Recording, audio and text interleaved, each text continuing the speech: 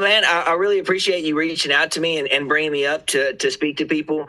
My style of marketing has always been more reserved and more conservative, of not trying to blow up too fast and to have a lot of fake engagement. And so to have somebody reach out to me to speak, it's always like one of my favorite things to do because I love AMAs.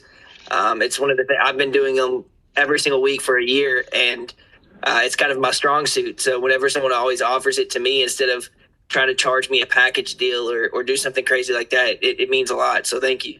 Yeah, 100%, man. So, I mean, I've been familiar with you for a while. I'm familiar with Frozen Walrus. Obviously, we'll get into the background there, but I didn't know the extent of your story. And I'm the same way, right? Like when I took over this team for DeFi Raiders, everything has been like homegrown hard work, like hustling for AMAs, offering them for free to all these people. You know what I mean? Just trying to build a brand and get a name out there for the type of AMAs we do and the quality of the content and stuff like that. Not doing paid shillers, any of that stuff. So the way that you do business, I was like, man, I really want to talk to this dude, help him get some exposure, right? Just because I respect everything that you've done. And so I'm excited for you to tell that story. I have a similar story, but about, 4,000 times, or 400 times cheaper than your story, but similar. So. Yeah, so I can go into my I guess you'd call it origin story of DeFi crypto. So I've spoken a lot. So if you do know me and you're listening, sorry that you get the rant again. But I came in. I worked at FedEx as an operations supervisor for a long time. I've always been in labor, since I was 18. Went to school for computer science. Of course, didn't graduate, and when I started working labor, I've always loved tech, and it's always been something that I've been passionate about, and I've always followed crypto. And I never really had the capital to get involved in that capacity, but I had an opportunity where we were moving, and there was a small gap in mortgage payments, and I do have a family with 3 beautiful children, and with that, I said, I told my fiance, I said, I want to try this full time, and I thought that I was going to be a trader. That's what I kind of thought my strong suit was going to be for some reason. And so I got into the space January last year, and I just tried trading and was not good at it, to be frank.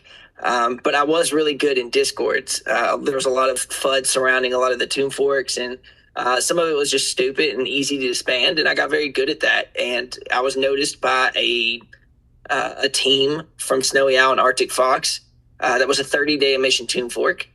Ran by some non-devs, and they kind of saw what I was doing, and they just offered me a position. There was 4 or 5 other mods there and 2 devs, and I started noticing that there was a work disparage going on very fast because I was working like 15 to 18-hour shifts, trying to make a name for myself just as a mod, and realistically, no other moderators were doing anything. The devs were kind of giving up, and it went on like that for probably a month. And again, this is a 30-day tune fork. It's one of the most degen things you can do. And I was keeping peg. We kept peg on our Snowy Owl token for 22 days because I started doing AMAs, just as a moderator with no dev engagement whatsoever.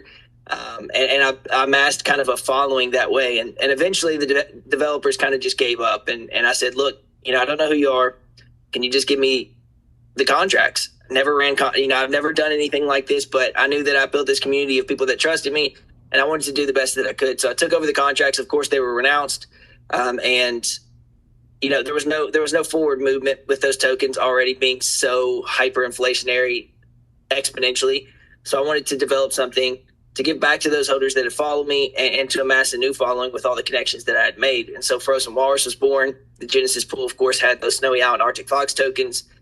There were like 80% of the allocations of the Genesis pool. And, we really grew Frozen Walrus to over, I think, 8 million TVL. We kept peg for about 2.5 months. And of course, when the bear market hit, all hyperinflationary tune forks like mine had large bank runs that you're just kind of subject to, because it's a PvP game whenever we get like this. Whenever there's no liquidity coming in and only liquidity exiting crypto, it's very difficult to manage. And so I learned a lot from that process. And of course, Frozen Walrus is still being built, and Glacier is just a next step, or it's another product that I want to bring forward, because I think AVAX has a super special hole in it right now that can be filled with a DEX.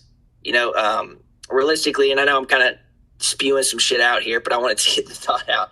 The DEXs that are on AVAX currently, there's really only two that are driving any kind of volume. A lot of the other places where solid leaf forks are coming out, there's 4 to 5 to 6 DEXs that are doing pretty decent volume on the chain. AVAX has 2. Trader Joe, which usually does about 30 million right now in 24-hour volume, and then Kyber Swap, which does about 5 million in total 24-hour volume. Everything else is under 50K volume. Any other DEX that you know of is under 50K volume on average for 24 hours.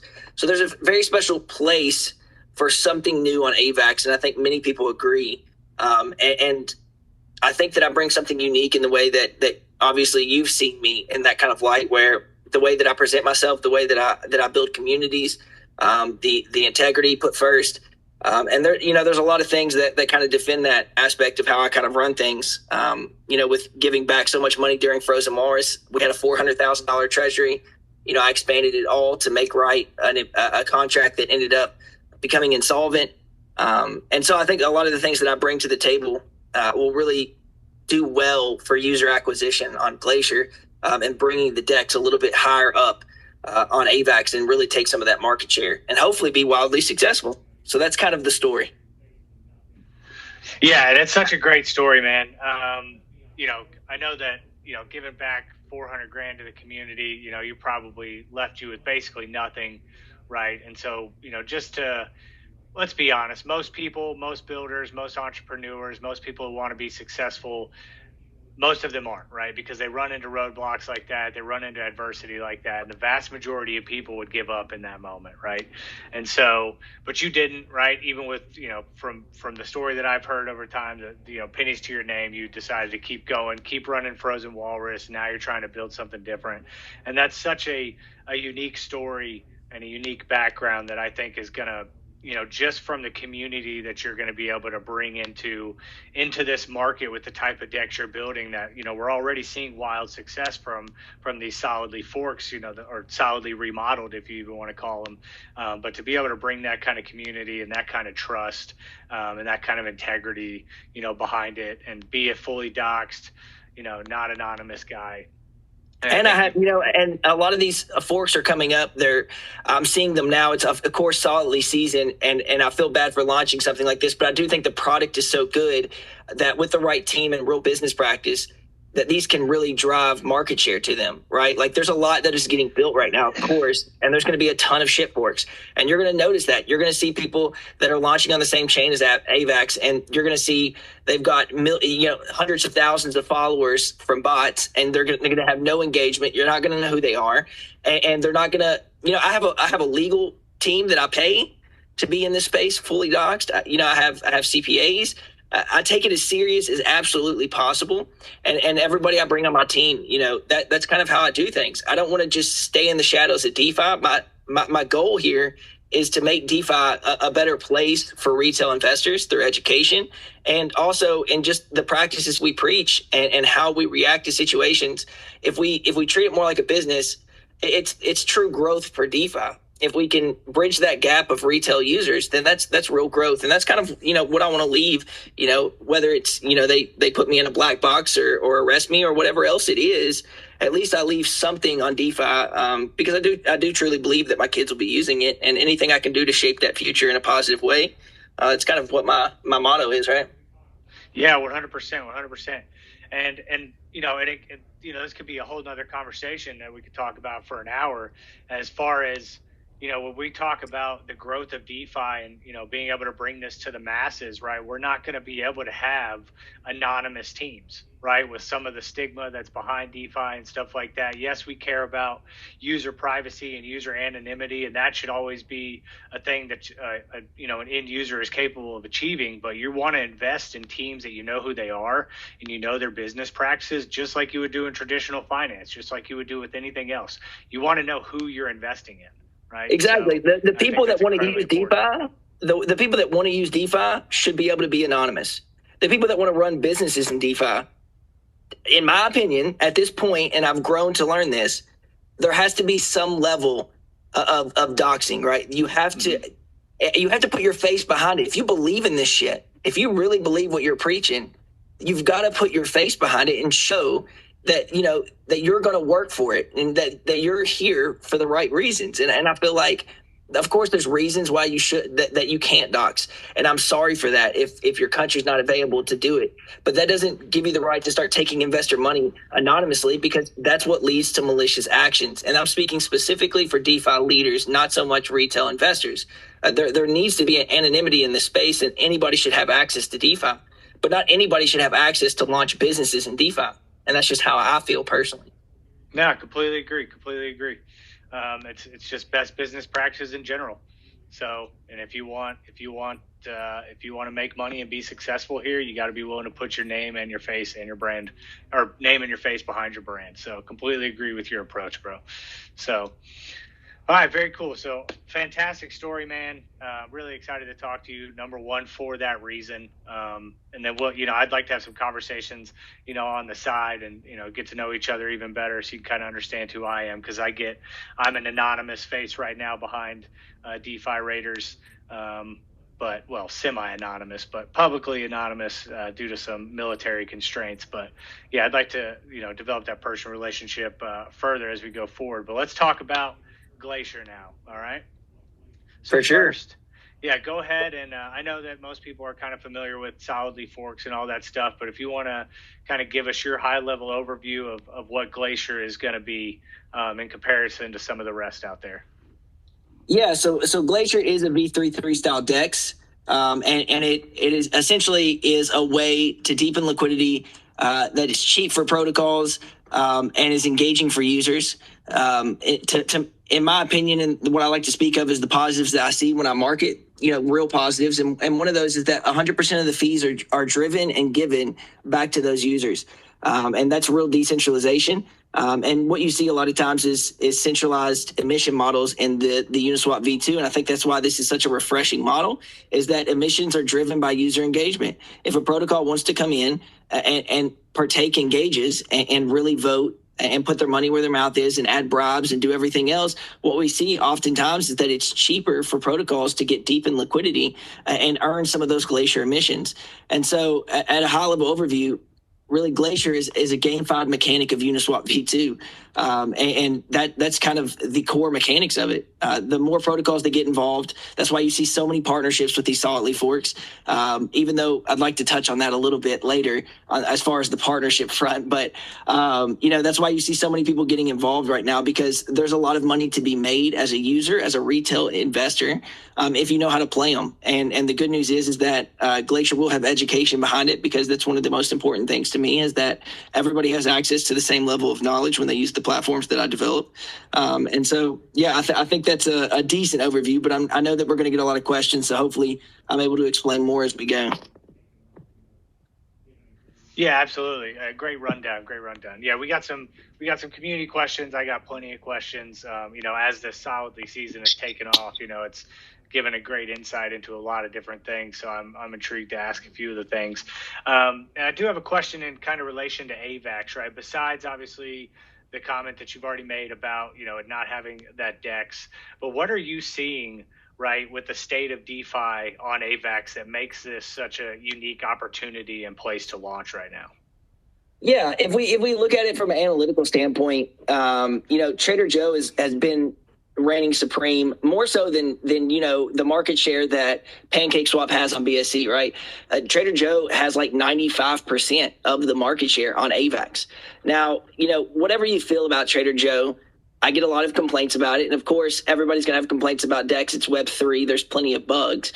But, they're very difficult to work with as DeFi protocols. And this isn't going to be me shitting on Trader Joe, by the way, the whole time. But just to make one point is that, Trader Joe does have a centralized emission model. It's very difficult to get a part of that. And it's kind of perverse incentives in the way that they incentivize liquidity. A lot of protocols also on AVAX right now aren't trading protocols. You have GMX, of course, being one of the bigger ones, but we see about 50% of all the TV on AVAX being put into lending and borrowing platforms. And I think that's really because AVAX has done a bad job at advancing their DeFi platforms with, wanting developers to build these type of platforms like Glacier is, because they've been so focused on GameFi. But I think that they're starting to open up to more products, and they want, kind of the same things they're seeing on other chains. And I've always been an AVAX maxi. I think AVAX is truly one of the most decentralized chains that has some of the fastest swaps and cheapest fees. And I'll say that to the day I die. And I think subnets is going to, blow the water off if it becomes adopted, blow the top off if it becomes adopted, which I think it will. So I think AVAX has a ton of room to grow for DeFi, and I think that there's going to be a lot more financial tools being built on it, other than borrowing and lending platforms, other than Trader Joe, and hopefully one of those being Glacier as a very big top contender for TVL. And we don't just want to compete with Trader Joe. I want to bring in new people to AVAX that don't normally use it. I come into conversations every single day with people. Yeah, I don't usually use AVAX. It was one of my first DeFi experiences, and still to this day, I don't have as good of experience with other chains like Arbitrum or anything else.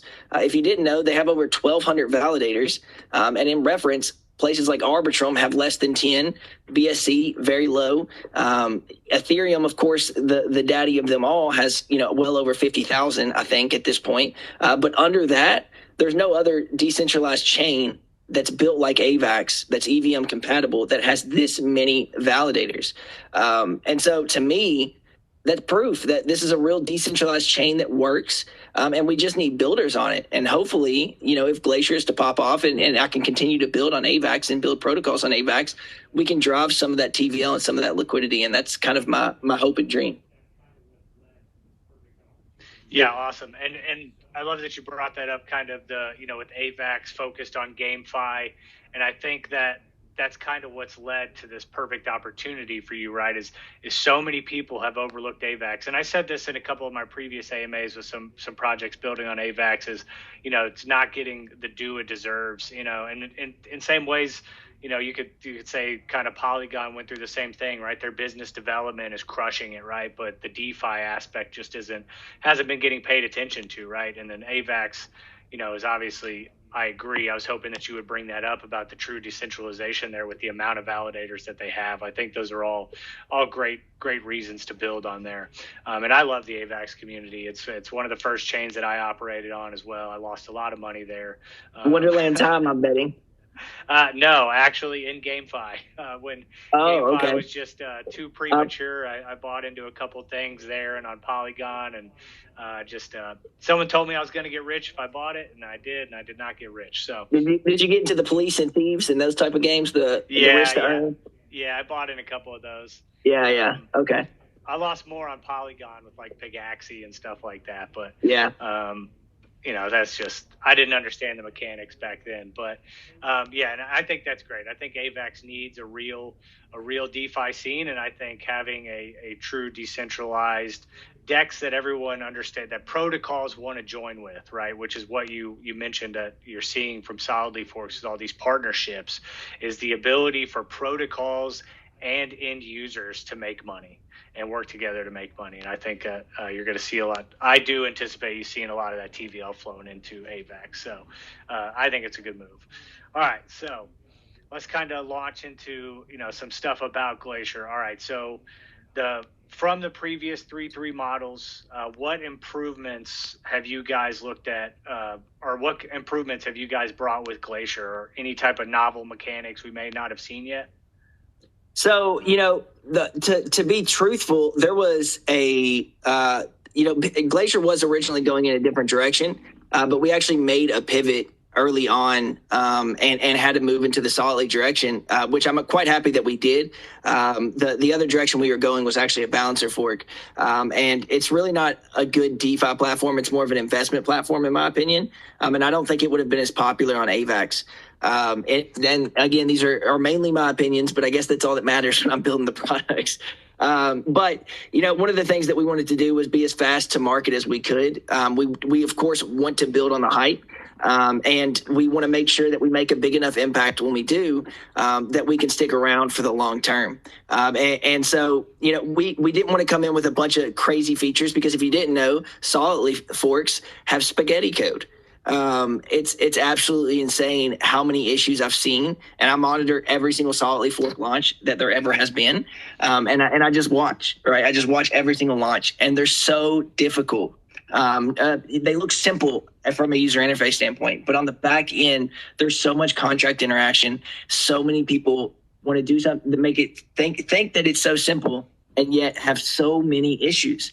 And so our goal is to have an impactful, successful, seamless launch, and that's our goal. And so we're not looking for crazy differentiating features, because realistically, AVAX hasn't seen the tech, so it can be popular, and it's also a working model. Right? If we go and change a bunch of stuff, that's great, and it's something to market. But if it's a workable model, why change the wheel if the wheel is working? And that doesn't mean that we don't have plans to implement new things in the future, but our main goal was to solidify our position on AVAX and then expand out. So we're going to have proxy contracts. Another issue that you see a lot of times with these is that the Epoch Zero flip, the emission stop, it just actually happened to a recent fork. I'm sure some of you guys know. And it's one of the, we just monitor all these issues, and we have a collection of all the issues. I've also spoken with countless leaders of these protocols for hours, just asking them questions and trying to learn everything I can about the contracts to send over to my devs, and try and do as much bug fixing and testing as we can.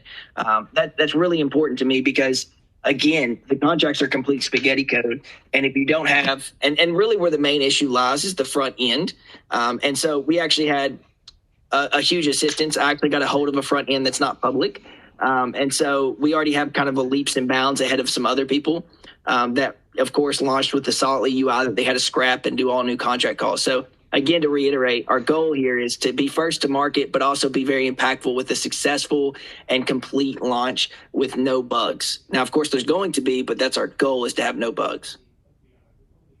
Yeah, very cool. And I agree. And with a lot of the changes that have happened, from the original solidly, and there's only, let's be honest, there's only so novel you can get, right? So there's only so many changes that you could make to this. When you look over like Equalizer on Phantom, right? That's super successful by not getting too complicated with the wheel, and they did the same thing you're doing, right? Good team, Doc's team, and first to market. So I like. And Hoops is awesome, by the way. Hoops is an amazing guy, and I've been on hour-long conversations with the guy. I started helping him because I do live stream YouTube AMAs every week, and I saw that he was trying to do the same thing, and he was being very unsuccessful with it. So I had to hop on a call with him and teach him the ropes of live streaming. But he's a really good guy, and he gave me a ton of knowledge, and I'm very thankful for it. So I always like to shout it out. Yeah, great dude. We hosted them recently. I've actually been tied in with Hoops for through a couple different small groups from early on in my days that I got lucky to be brought into, and super big fan of that team and what they're doing over there. So obviously great for you to have, those kind of people behind you too, as you get to launch this and be able to collaborate together and work on that stuff. So, all right. So very cool.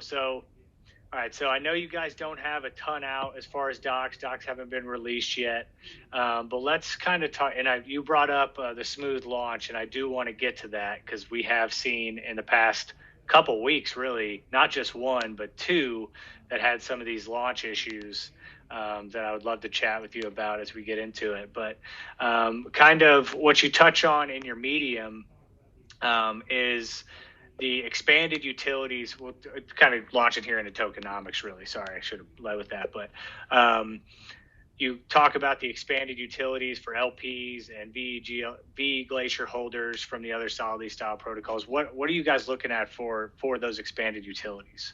So one of the things is that we just want to make it impactful to lock, because really what's important is people continuing to play the game. So the utilities that we want to add for V Glacier or anything, and a lot of this, I'm not going to speak publicly. Some of it is just, grand gestures that of course go into marketing. But obviously there's been high level thought about what we can add for these utilities. And so we just want to make sure that V Glacier is always a heightened effect with the partnerships we bring on or tech that we're seeing in the area that we can add and apply to V Glacier to make people want to lock. I think that's very essential, because if people are continuing to lock week over week, then you will have a successful DEX or a solidly styled DEX anyway. So that was one of the reasons for that. Some of the utilities that we want to add for the LP, and again, this could be a pipe dream, but it is something I'm very adamant on, is that I want weighted pools, similar to Balancer. I think that solidly styled dexes are already quite similar in the governance process to Balancer, but a little bit more so decentralized and better for users. So I think that weighted pools would be a really cool addition to the solidly styled dex. Yeah, I was going to ask about that. I think that would be awesome if you guys are able to incorporate that. That would be definitely a unique approach. It would definitely be super cool to see. And I think you touching on the locking is important, right? I think there's a misunderstanding for anyone who's not like truly familiar with how these operate. Is that's what makes it successful is, because we talk about hyperinflationary tokenomics, like killing it, but locking is what defeats that. And Yep. makes that flywheel really kick into effect. So being able to incentivize lockers is super important. So the fact that your focus is there is definitely on the right track.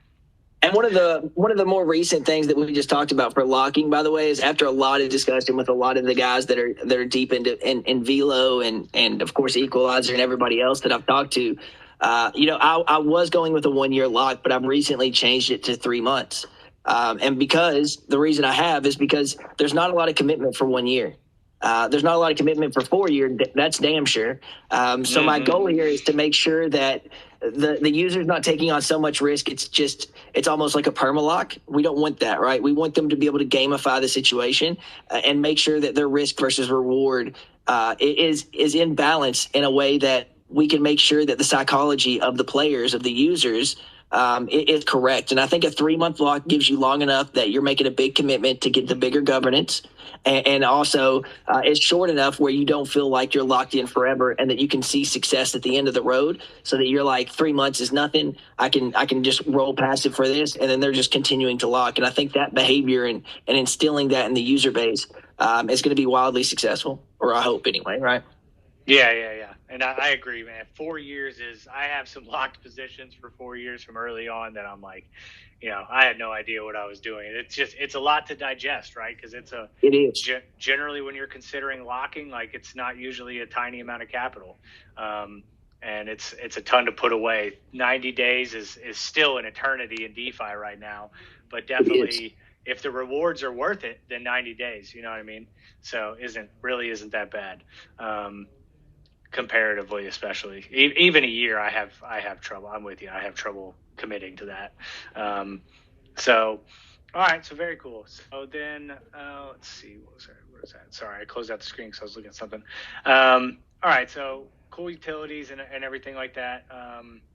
And then just, generally you're not reinventing the wheel. So I don't want to hammer into too many things, but what I do want to ask about is kind of your initial token allocation between, I know you guys are bringing, I think 140 million for initial circulating supply. What about team allocations and things like that?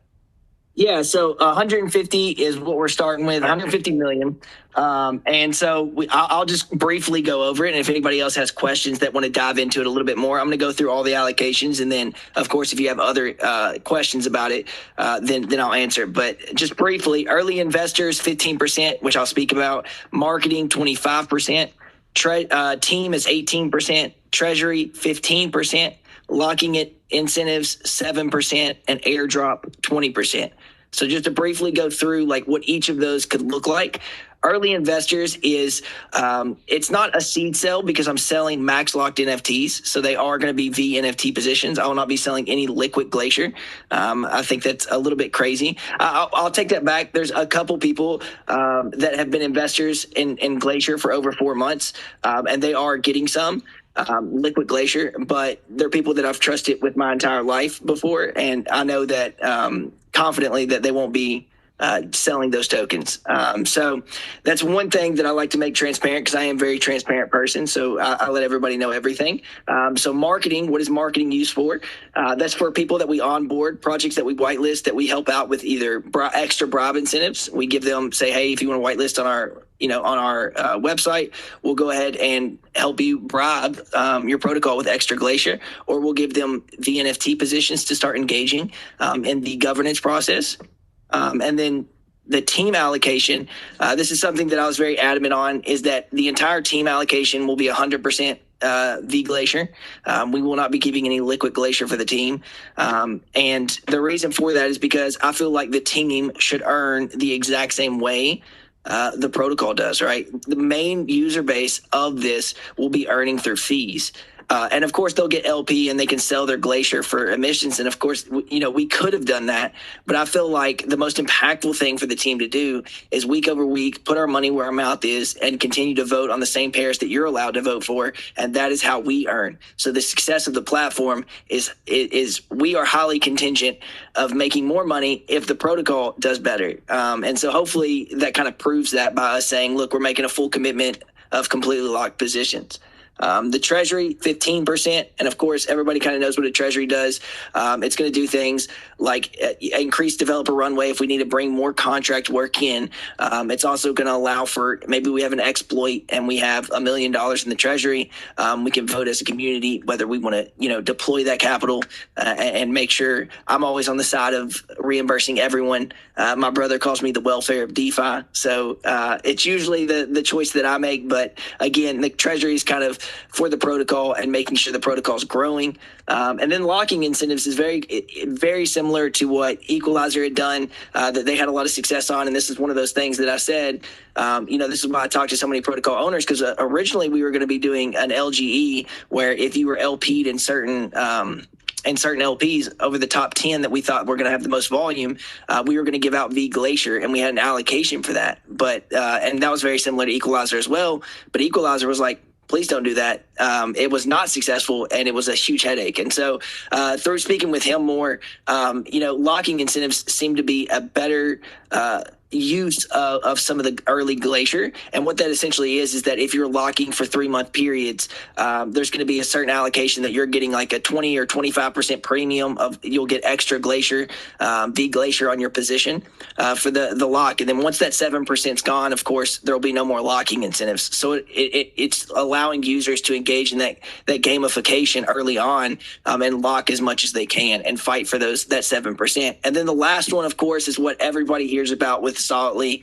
One of the hardest things for me to get over was airdrops, right? Is all of these partners getting airdrops, and this is one of the things, if you don't mind, that I would like to kind of talk about a little bit with these airdrops, about something that I think that we can do differently after a lot of thought about it. And one of the things that you're seeing here is that airdrops are this partnership management system that these Solidly forks are doing to garner user acquisition and hype.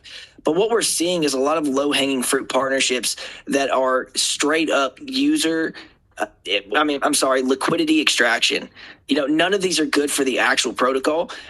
All they did was pretty much give them free money to take more free money, right? The VNFT is just going to start producing more free money for them and build an early position so they can essentially steal emissions and push their protocol to the top without really any benefit to the Glacier platform other than some brand recognition. But all Solidly forks are getting brand recognition just for being a Solidly fork at this current moment. So what's really essential that I talked about in my airdrop, and again, this will all be in the docs that's getting released after the lawyer looks over it. It's all done. I'm looking at it right now. I just need to publish it once he looks over it. But the airdrops, if we don't think that the partnership can be lucrative for V Glacier holders, for Glacier, the protocol, or we can't come to terms with a healthy way to determine what to do with these Glacier tokens as far as airdrops, or we don't make enough impactful partners, that's fine. I'll just burn the rest of it.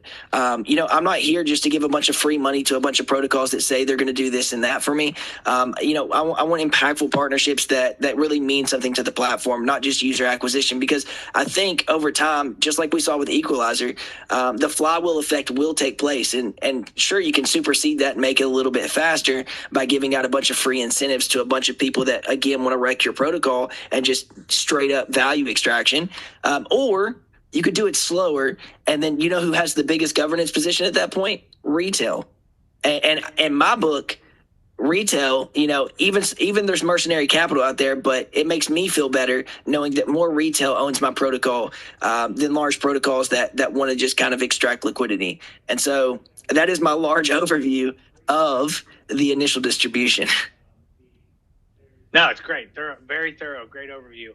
And two things that I love there, right? I think for anyone who's never done anything business, there's something to be said for someone that goes all in, right? And they're only successful if their company is successful, right? So if you're only able to get paid, because something that you didn't touch on is that 100% of your fees are going back to the protocols and the community, right? So, and all the investors, right? So you are entirely dependent on making this work in order for you and your team to get paid, right? And that all in mindset is something that causes a lot of businesses to fail, is because they don't really have it.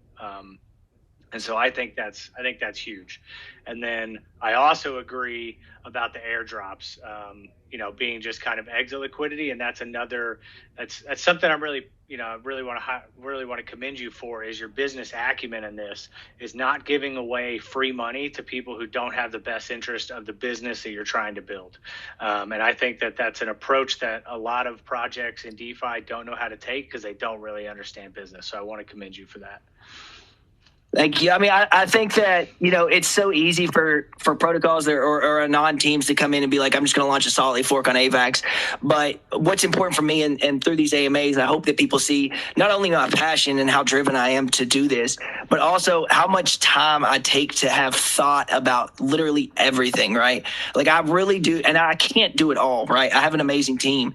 And I can't think of every single avenue, but my community kind of keeps me appraised with anything new that I haven't thought about. And I love AMAs because it really opens me up to new questions and things that maybe I haven't thought about.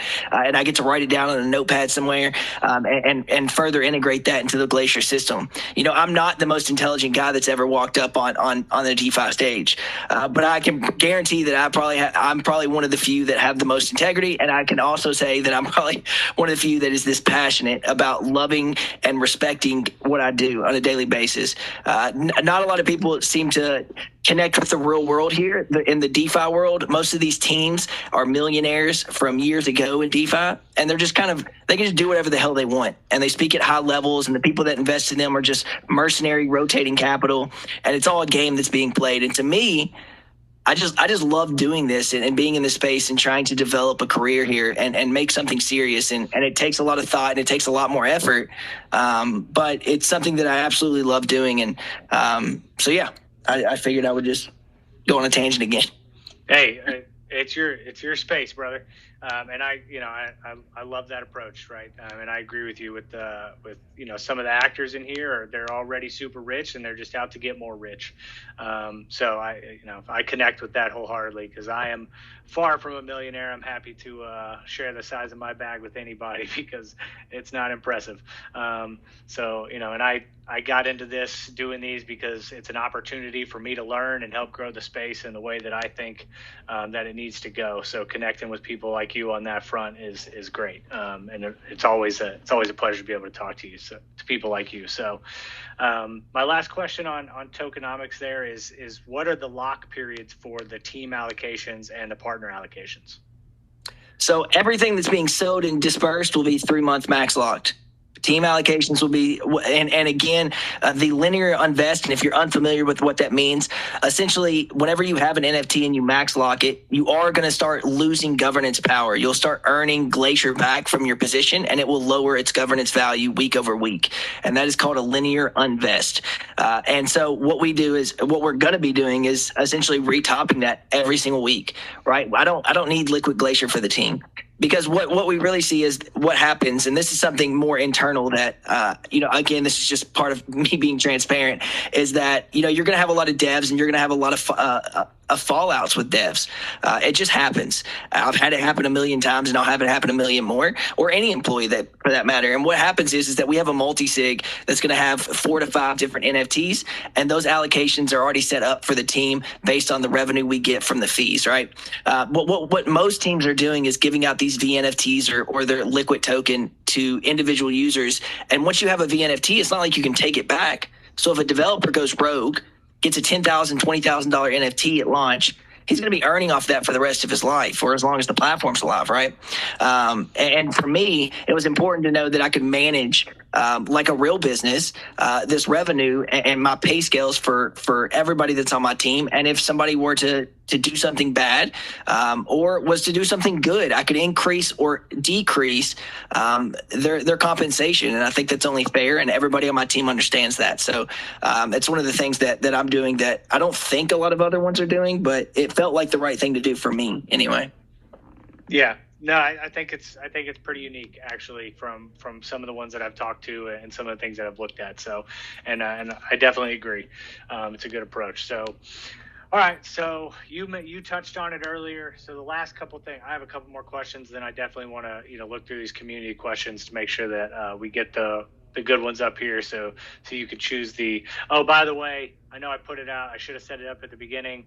There's Lame Hillbilly is giving out $100 worth of V Glacier position for the best question. I know I see a lot that are in here, and then some in the Discord, and we'll get to those at the end, and we'll get that giveaway taken care of at the end. But so for launch, right? You talked about wanting to have a smooth launch. So what's your thought process behind the best way to launch, right? We've witnessed issues with a couple of these other similar type dexes, one yesterday, one a couple weeks ago, or not even a couple weeks ago, I guess probably a week ago. Man, time flies here. But and then they've also seen Camelot fair launch model, which got overbought and has dumped down, right? So there's actually no incentive for people to buy that fair launch model.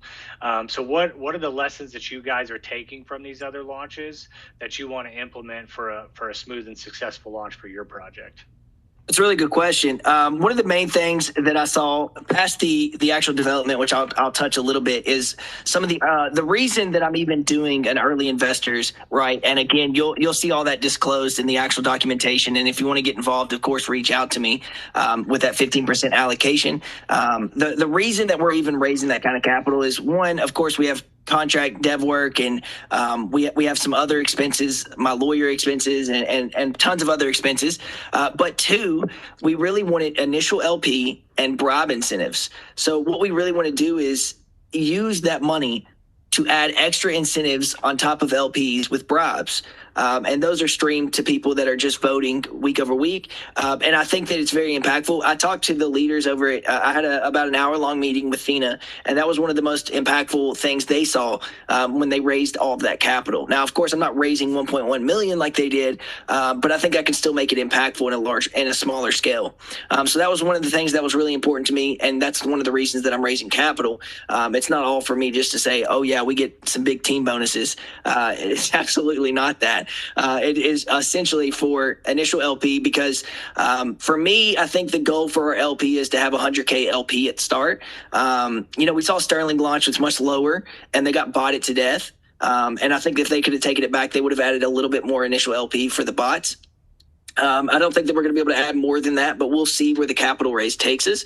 But I think that adds to a successful launch. Two is also analyzing what the FDV is. That's how all of these things are modeled out and how you kind of determine launch price or really anything, because everything's arbitrary. Token amount's arbitrary. I can launch with 15 tokens if I wanted to, right? It doesn't matter. So the reason we went with the FDV that we're launching with, which is 4.5 million, is because it's undervalued. To be frank, it's quite undervalued, and there's a reason is because I wanted to make sure as soon as we launched, Glacier was sought after, and we had enough liquidity to soak up early buys, so that it didn't shoot to the moon, and we had a lot of failure or the chart looked disgusting. What we really want is just like slow growth, and maybe I'm off on some of this, right? You can analyze for a million days, and when you launch, things are going to just go drastically different. I've launched a protocol, and I know exactly, what happens on launch day. But the reason that we analyze is to be best prepared for whatever happens. So, of course, it could moon. I know it can't dump because there won't be any liquid Glacier to dump.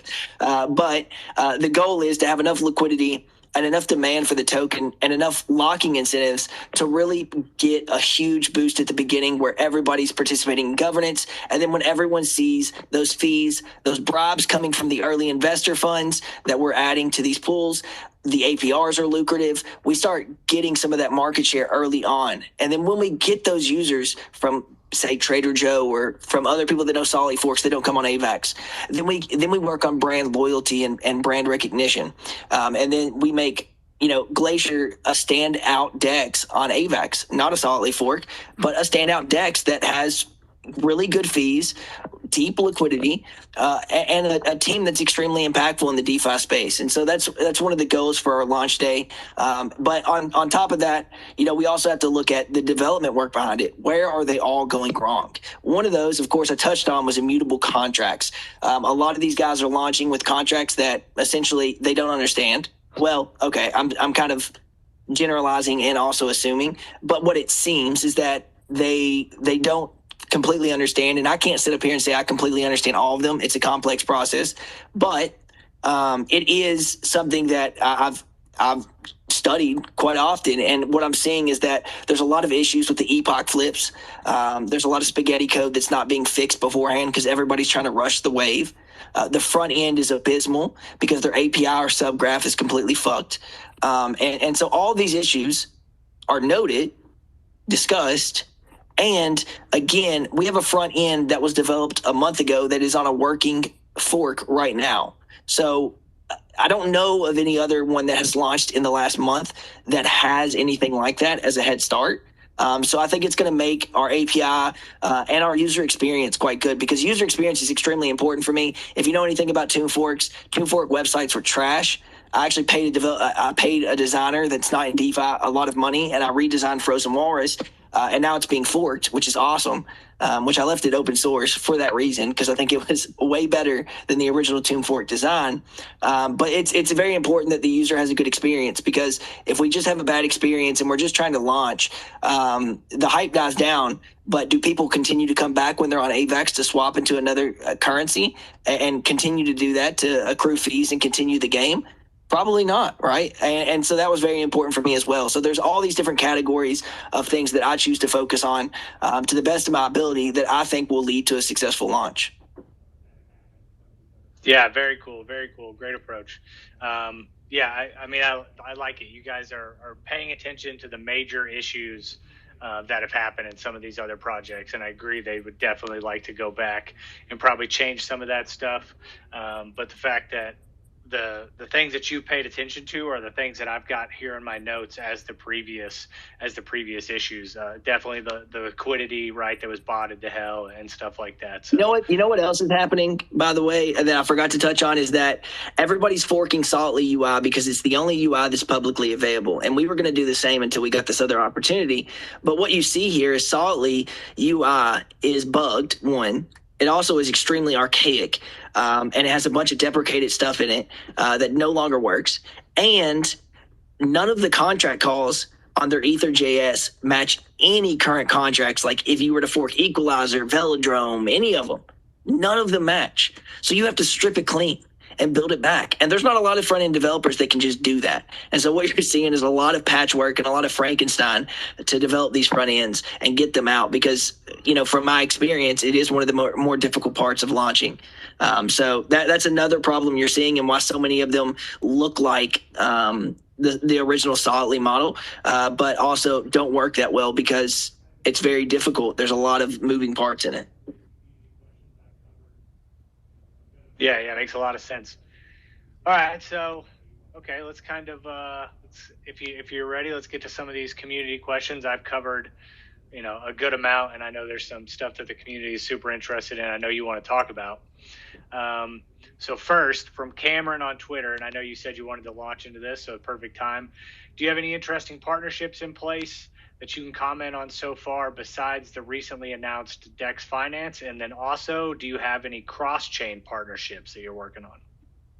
Yeah, so I think the way that we were framing partnerships is we wanted to bring AVAX protocols in. And of course, I'm talking to a very big one that will be a part of the launch. I don't know that we'll have some kind of official partnership, which is, as long as they're participating in governance and moving any kind of their users, which they will through Twitter posts, then that's all that really matters to me. It doesn't really need to be an official partnership. So of course, we have some like that. But what's really lucrative for me is bringing some of these cross-chain partners that have really good developed products on other chains that haven't looked looked at AVAX yet, but are now looking towards AVAX because they see these solid league models working and they want to go cross chain. So those are some of the impactful partnerships that we're trying to touch. And of course, I've talked to a lot of people, but realistically, we really ramped up development over this last couple of weeks. And so now we're really starting to reach out to some of these partnerships that we see that some of them are, of course, common in other solid league forks, but we really, again, want to make those impactful partnerships of something different. And the reason that, of course, we launched with Dex Finance is that we haven't offered them anything. They wanted to come aboard because they wanted to go cross chain with their Dex vaults. But also that team I've talked to for over the last 8 months probably. They have a very large amount of developers, and they want to add something different than just those Dex vaults, which are already really cool strategies for Glacier.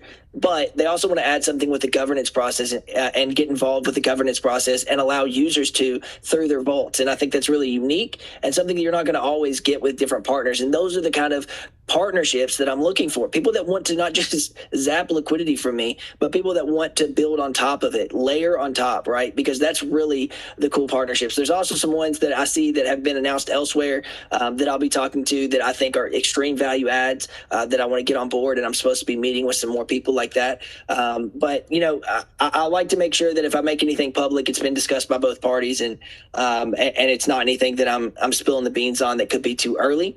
And we've also talked to some big names as well, some of the blue chip protocols that I think we're going to get more involved as well, just for easy user acquisition. And those are more impactful to me than all the low hanging fruit partnerships that we've been seeing around the space.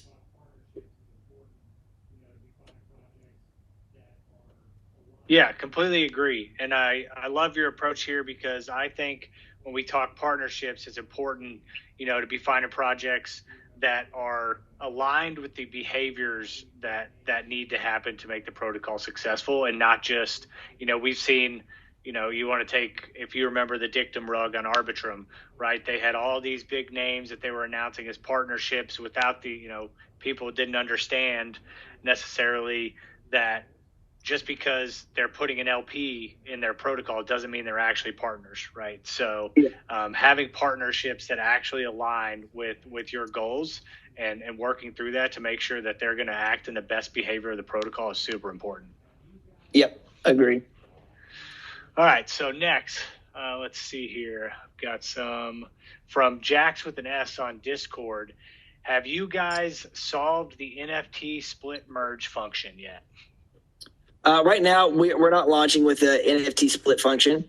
Realistically, it's and I have to get clarification from my devs on this. I saw this question get asked, and I was like, I better connect with my devs, but they're not on right now, so I couldn't get official stance on it. But as far as I know, we don't have the split functionality.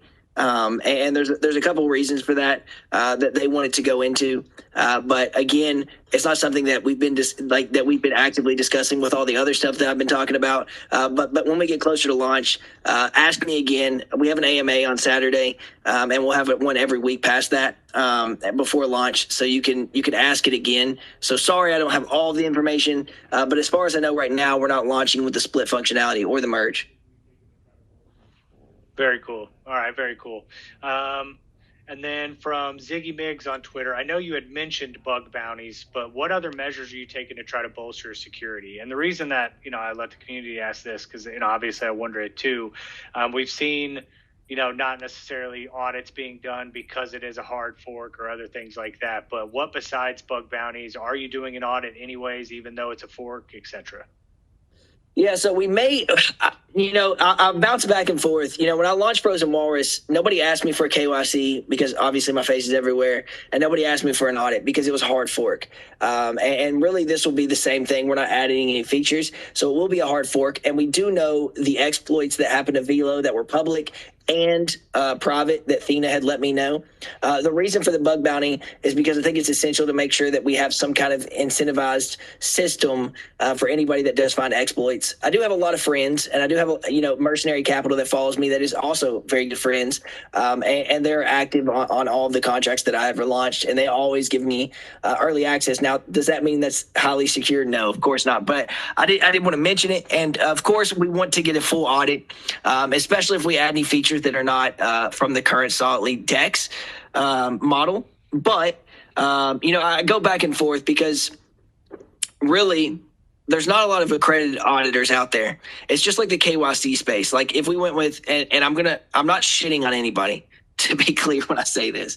I'm not shitting on anybody, but a lot of the ones that are like sub $3,000, and maybe not every user knows who's charging that, so maybe that's better that I say that. They're all hogwash. They're shit. They add nothing to security.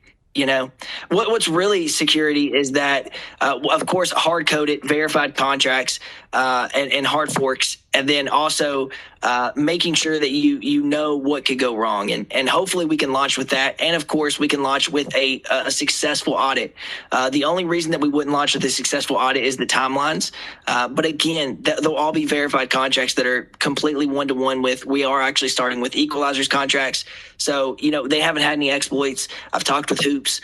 So I feel very confident. But of course, security is very important to me. All of the contract interactions or anything that could screw anything up will all be on multi-sigs, including the team. The team wallet will be on multi-sigs. Anything that deals with contract interaction that could potentially brick anything will be on multi-sigs. All the standard security practices in that way. I just like to make it apparent that the space right now is full of like the KYC and audit companies, and most of them are absolute dog shit.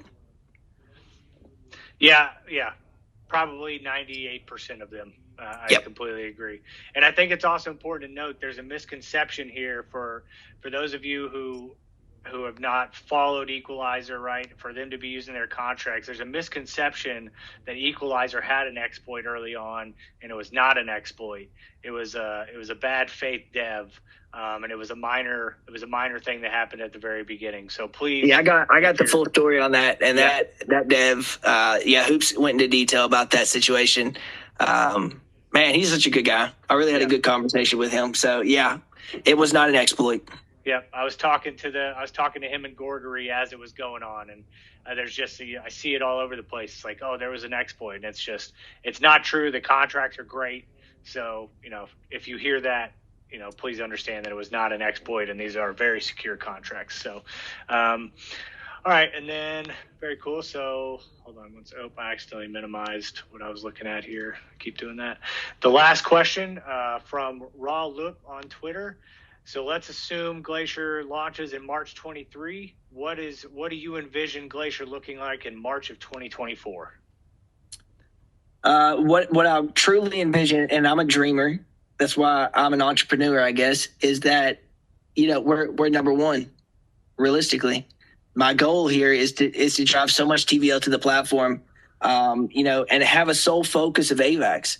I don't want to go cross-chain at this time. I want to build on top of what Glacier has with new features, and making sure the user experience is top-notch, that not only DEX aggregators pick it up, but that normal retail users, whenever you get on AVAX, what do you think of? You think of Trader Joe.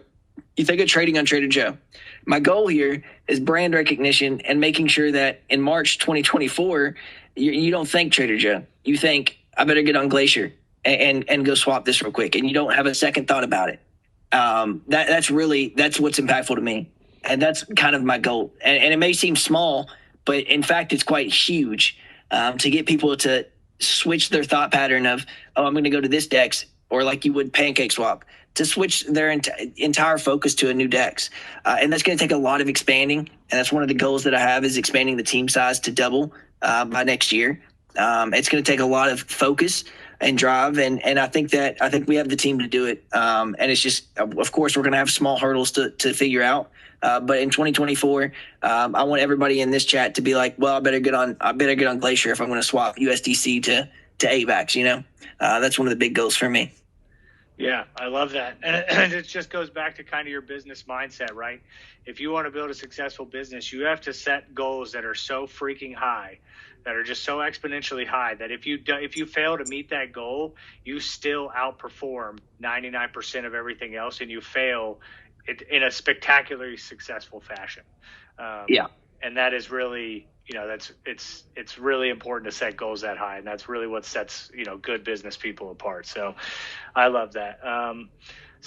That's kind of the good questions from the community that we hadn't covered yet. What I like to do kind of at the end is, what's your what's your anticipated roadmap in this foreseeable future? So my initial goal here is to launch and to have as few bugs as possible. And then as soon as we launch, some of the bigger roadmaps that are more internal dev work is making a more seamless UI. And by that, I mean, we want to switch over from API to a subgraph, which if you didn't know, subgraphs are self-sufficient. They're not like APIs where the host can go down and up. We also want to make sure we increase our RPC endpoint that we're going to have private to make sure that we can have extremely fast and responsive UI. A lot of the goals in the early roadmap are going to be to heighten the user experience, adding analytics and graphs and making sure that we're monitoring. And then the second is efficiency, constantly monitoring on a business sense of, how much emissions are we giving out versus how much are we getting back for the protocol through revenue? How much Glacier is being bought week over week? Those are all things. Like the thing is that it's a DEX. It's a solid DEX. It sells itself. I don't really need like, oh, we're going to go into GameFi or we're going to do this. I have ideas of what I want to do with Glacier as a tech company with philanthropy and charity. But for the actual DEX, it's about making the user experience better, and it's about brand recognition, and that's what I'm driving home. I have some really cool ideas for marketing that I haven't seen in the DeFi space that I think will be very impactful that I want to try out. And really, again, it's not like we need to expand the ecosystem rapidly. The ecosystem can be quite inclusive and still be wildly successful. So those are really some of my main goals. And roadmaps to me are, in this space, people put out 1-year roadmaps. How many have you ever seen that completed a 1-year roadmap? To me, I've always been kind of against roadmaps because in this space, 3 months is the same as your 1-year roadmap. And if you're not delivering certain deliverables, you're already screwed. And the community is going to start talking trash about your roadmap. And realistically, if you're good in business and specifically in DeFi, you're pivoting every day, right? Like in my job, like what I do on a daily basis, it's just make constant decisions about how I change the decision from the previous day. And it's not for everybody. And it sometimes sucks. But adhering to a roadmap, and proper business may be great, but in DeFi, it can be the death of a project, in my opinion. So I try and keep my book open and take opportunities as they come and allow my team members and community to bring forth ideas that we think would be lucrative at the moment. Yeah, very cool. Very cool. Very excited to kind of see what you guys do. And then do you have a timeline that you hope to be able to launch by? Not a hard date. Not asking you to commit to anything about that. No, you're okay. So we're looking end of March, and it may be earlier. But the reason we say end of March is because, again, deadlines usually lead to disappointment, and all tech is shitty for trying to get deadlines. The goal here is give a deadline when I'm ready to deploy. So if we're ready to deploy the day of, then I'll say, hey, we'll give it a week, and then we're going to continue to test. Because one of the things that I've heard countless times is test, and then test again, especially for these solid UIs. So the goal here is to make sure before I give a launch date that the green deploy button is ready to go, and we're hands off after that, and to have one of those seamless launches because it's important to me. Yeah, very awesome. I'll be paying attention to it and definitely retweeting it for you. Really excited to see you guys launch over there, and I'll be following close. So that's it for me, brother. If you got any last message you want to put out, go for it.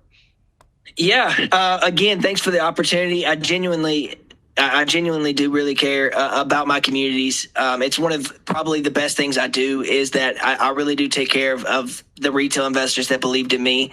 I may not always be able to make the price go up, but I'll always shoot it to you straight, and I always look out for your best interest. And I've been doing it for a year, and nobody can say different. There's countless people that know that that's really what I'm about. And I really do respect where I'm at. Every single day I get to wake up, do what I love, and have time with my family. And I don't do anything that will ever jeopardize that. So if you adhere to those kind of values and you respect that kind of stuff, follow some of my projects and get involved. And hopefully I can steer you to make some profits and gains, because that's what it's all about right now in DeFi. And hopefully I can leave you with something more than you had before you got into my protocols. Yeah, awesome. Love that. really excited for your team, man. Really excited for everything that you guys have been working on, you built, and really rooting for you for massive success over there. So I truly appreciate your time. And for everyone whose questions we didn't get answered, please throw them in the comments, or you can hop in the Glacier Discord, or either way, Top Gun Hatch said he's going to get those questions answered and send up a recap, and we'll get it all published out. But brother, I really appreciate your time. It means a lot for you to come on here and talk with me. And this has been awesome, and I'm super excited for you. I really appreciate it, man. And, thanks for everybody that had a question. If you do have more questions, of course, you could always ask in general chat. But we do have an AMA coming up with the entire team on Saturday at 12 p.m. Eastern. And again, I'll be doing those week over week. So you're going to see us on YouTube, and sometimes we'll do it on Twitter, but mainly I'm on YouTube. And a live stream, and then also am in the Discord. So they're simultaneous. So if you like YouTube, you can watch there. And if you don't like YouTube, you of course can join in on Discord. And AMAs are my bread and butter. I usually give away too much shit. You can ask anybody that's been involved in my AMAs. I love giving away shit. So if you want to come on and have some fun, we bullshit and we talk about everything that you have a question about. And I'll make you feel super safe getting into the ecosystem. So yeah. Thank you again for having me up. I think I do have a winner that's going to win the $100 VNFT. I think Jack Wiss asked a lot of really good questions. He was trying to go really in depth, and I appreciate that. And I'm going to get to a lot of your questions that we were unable to answer on this week's AMA, or tomorrow. Nope, sorry, Saturday. That's 2 days. DeFi makes you lose your mind. But yeah, Jack Witt, thank you for the good questions. And my brothers wrote them all down. By the way, if you didn't know, Top Gun Hatch is my real brother and my community manager and marketer. I got to bring him in full time, and it's been a blessing. So yeah, it's a family thing. Oh, that is super cool. That is super cool. That's got to be a great feeling. So it is. Do you want Jax to hop in your Discord, submit a ticket? No, Dylan will handle it. Okay, perfect. All right, Jax, he'll reach out to you and get you taken care of. So, yeah, once again, man, I really appreciate your time. Thanks for everything, and I hope you have a great rest of your day. Yeah, man, we'll talk again soon. And again, you talked about talking privately, and I'm more than willing to do that. I have tons of time, so whenever you're available again, we'll link back up, and we'll talk some shop. Yeah, sounds like a plan. Looking forward to it. All right, buddy. I'll talk to you later. All right, take care. All right, thanks everyone for tuning in. Really appreciate your time and support. If you're hearing this now on YouTube for the first time, please hit that like and subscribe button to help us expand our reach. Once again, I'm Relentless from DeFi Raiders, and we'll see you next time.